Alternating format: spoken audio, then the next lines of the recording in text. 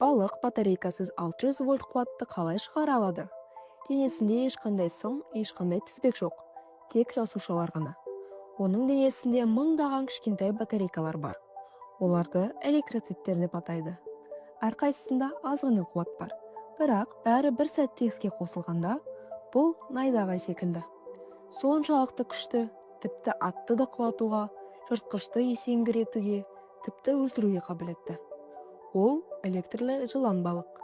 Ол тек соққы беріп қоймайды, дәл көздейді.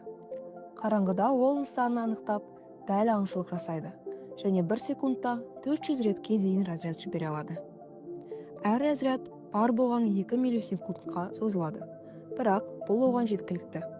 Бір ғана импульс және қарсыласы енді қозғалмайды. Біз электр қуатын шамамен 200 жыл бұрын аштық. Ал бұл тіршілік иесі оны миллиондаған жылдан бері қолданып келеді. Ешқандай құралсыз, ешқандай сымсыз, таза биология.